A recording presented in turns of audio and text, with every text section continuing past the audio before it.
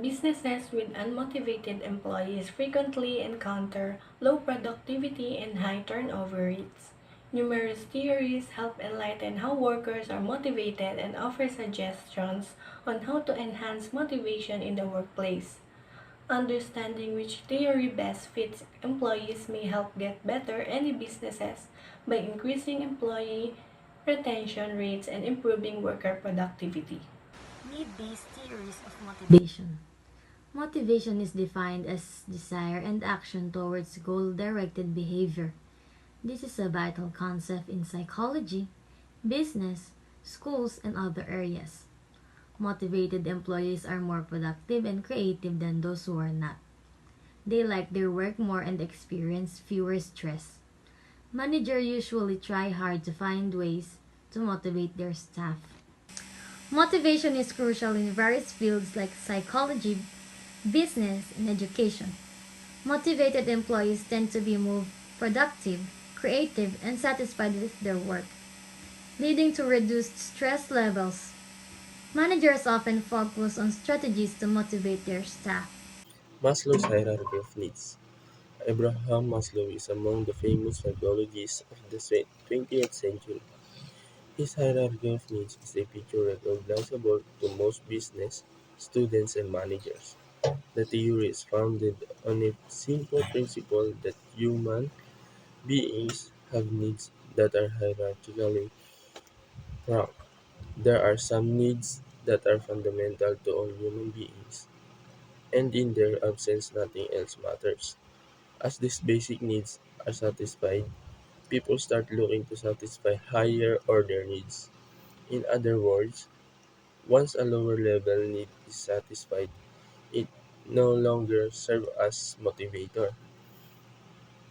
The hierarchy of needs theory developed by psychologist Abraham Maslow suggests that human wants are arranged in a hierarchically manner, with basic necessities being met first, and people seek higher order needs as lower level needs are fulfilled, thereby reducing motivation.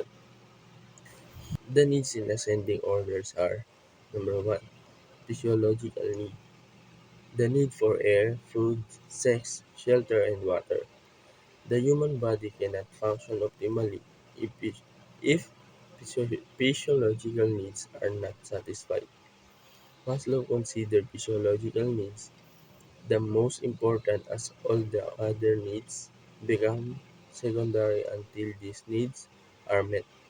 Number two, safety needs. The need to be free from danger and pain, protection from elements, security, order, law, stability, freedom from fear.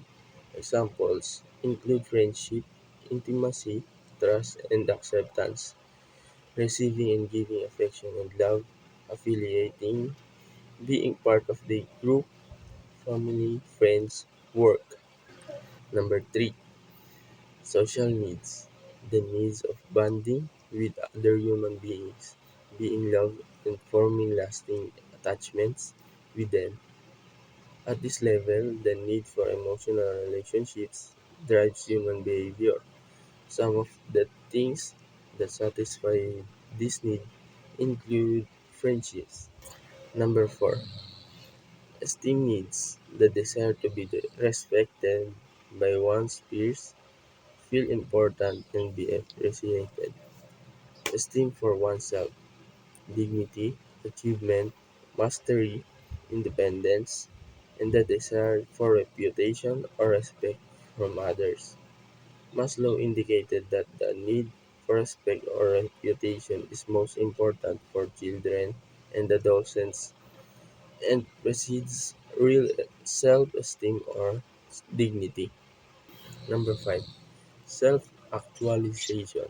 The need to become everything one is capable of becoming, realizing personal potential, self-fulfillment, seeking personal growth and peak experiences, a desire to become everything one is capable of becoming. Herberg's two-factor theory. Frederick Herberg approached the question of motivation in a different manner. by asking individuals what satisfies them on the job and what dissatisfies them. Herberg concluded that futures of work environment that satisfy employees are very different from futures that dissatisfies them. Herberg tagged factors causing dissatisfaction of workers as hygiene factors because these factors were part of the context in which the job was performed, as opposed to the job itself. Hygiene factors included company policies, supervision working conditions, salary, safety, and security on the job. In contrast, motivators are factors that are inherent to the job, such as achievement, recognition, interesting work, increased responsibility, advancement, and growth opportunities. Herberg's two-factor theory, also known as the motivation hygiene theory, suggests that there are two distinct sets of factors that influence employee motivation and satisfaction at work.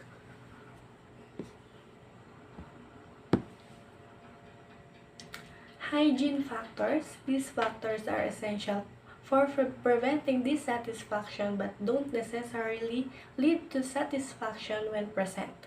They include aspects like salary, job security, working conditions, company policies, and interpersonal relationships.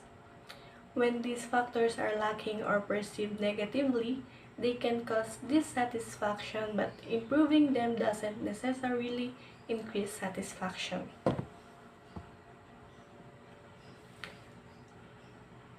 Motivational factors. These factors directly contribute to job satisfaction and motivation. They include aspects such as recognition, achievement, responsibility, advanced opportunities, and the nature of the work itself.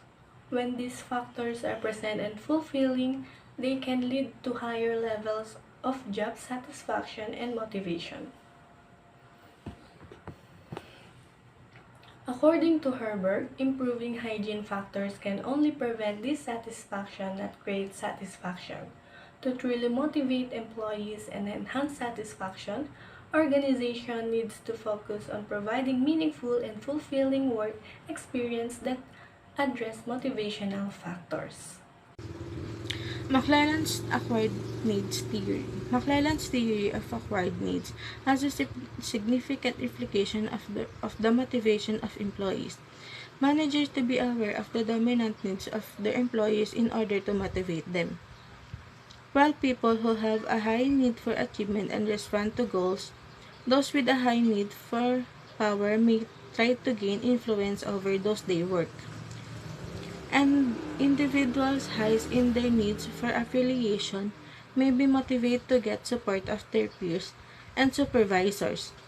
Finally, those who have a high drive for successful may experience troubles in managerial position, and making them conscious of ordinary drawbacks may boost their effectiveness. The theory of David McClelland's acquired need is the most widely accepted need-based approach to motivate theory. This theory states that experience lead to develop of the three different kinds of demand in people: the need, power, affiliation for achievement, and those three needs. All people have a combination of these requirements, and it's believed that the privileging needs influence how employees behave. Success is highly desired by people with the accomplishment needs. When they're younger, the delegates may have won them accolades which serve as their basis of perseverance. When youngsters get intelligence praise, their motivation and performance may suffer. As adults, their primary concern in improving upon their previous performance. The people hard to enhance their performance all the time. They concentrate tireless on achieving their objectives, especially ambition and difficult ones. They are especially well suited for jobs like sales, where successfully is frequently achieved by hard work, clear objectives, and quick feedback. Actually, merit-based organization that rewards achievements over seniority more appeal to them. They are mostly engineers and scientists who have are also successful entrepreneurs. Because of their success in lower level position when their individual contributes matter most, people who have a strong drive for achievements are frequently promoted to a higher level position. Process-based theories. Process-based theories view motivation as a rational process. Individuals examine their environment, develop thoughts and feelings, and respond in certain ways. Theories challenge to enlighten the thought processes of individuals who display motivated behavior. Under this group are equity theory, expectancy theory, and reinforcement theory. Additionally, process-based theories of motivation focus on how individuals approach tasks and goals. Unlike content theories, which emphasize the factors that motivate people like needs or desires, process theories delve into the cognitive processes that guide behavior. Equity theory. Based on this theory, individuals are motivated by a sense of fairness in their interactions. Sense of fairness is a result of the social comparisons being made. Specifically, people compare inputs and outcomes with other people's inputs and outcomes. It is perceived fairness if the input to outcome ratio of an individual is brought into the situation is similar to the input to outcome ratio of a comparison person or a referent. Perceptions of inequity create tension within a person and drive to action that will reduce perceived inequity. According to equity theory, people are motivated by receiving fair treatment. Social comparison is typically the basis of perceptions of fairness. In other words, we make comparisons between our inputs and outputs, as well as our efforts and their results, and those of others or reference. Inputs are the contribution people feel they are making to the environment, the person's hard work, loyalty to the organization, amount of time with the organization, and level of education. Training and skills are considered inputs. Outcomes are perceived rewards someone can receive from the situation. The referent may be a specific person as well as a category of people reference should be comparable, otherwise, the comparison is not meaningful. Any contribution of a person makes to a planned activity is considered an input. This can include specific training, experience, length of service at the company, hours, work, missed chances, task prioritizing, and so forth. The benefits obtained as a result of the input are known as outputs. This can involve pay, honor, acknowledgement, independence, etc. While the referent is an individual or group of individuals, the reference circumstances must be analogous to that of the particular employee, meaning that they should have roles, titles, and other similar characteristics. Equity theory looks at perceived fairness as a motivator. However, the way equity theory defines fairness is limited to fairness of rewards. Starting in the 1970s, research on workplace fairness began taking a broader view of justice. Equity theory deals with outcome fairness. There are three types of fairness, which are: number one, distributive justice is the degree to which the outcomes received from the organization are perceived to be fair. In theory of politics, Distributive justice refers to the equal distribution of opportunities, resources, and responsibilities within an organization. It seeks to guarantee that everyone gets what is rightfully theirs, usually considering elements such as merit, necessity, and work. Procedural justice is the degree to which fair decision-making procedures are used to arrive at a decision. The fairness of and openness of the procedures used to arrive in decisions are referred to as procedural justice. Regardless of the final result, it promotes fairness in the processes used to settle conflicts or distribute resources. It's about making sure that everyone feels that the techniques employed are equitable. Number three, interactional justice is the degree which people are treated with respect, kindness, and dignity in interpersonal interaction.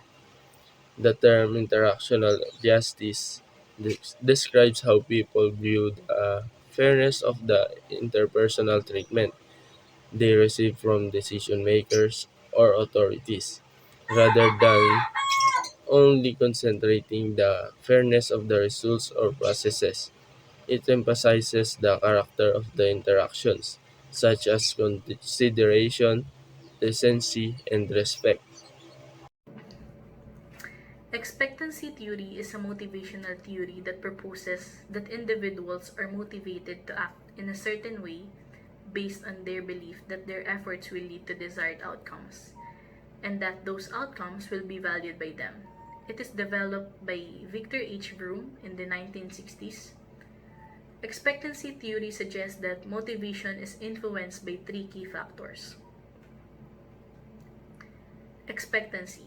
This refers to an individual's belief that their efforts will result in the attainment of desired performance goals.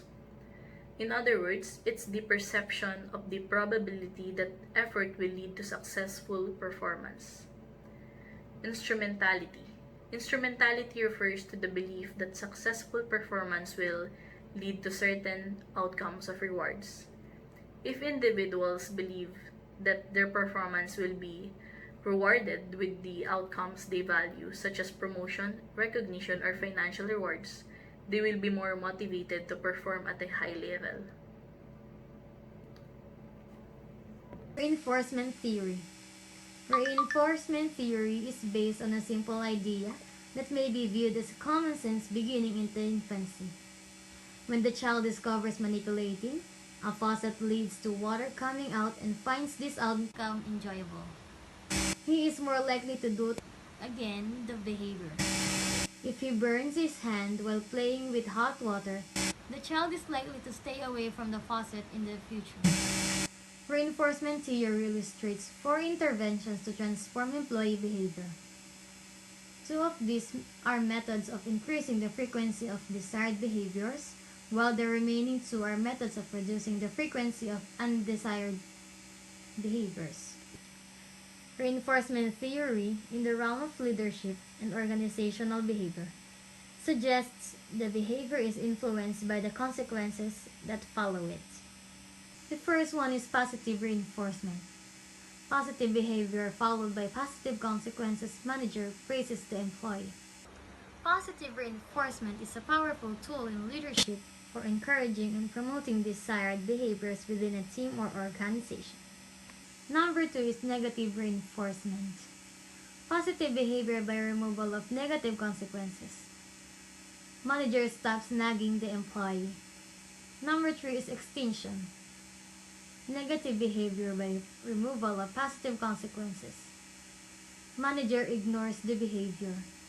Extinction refers to the gradual decrease or disappearance of a previously reinforced behavior when reinforcement is no longer provided.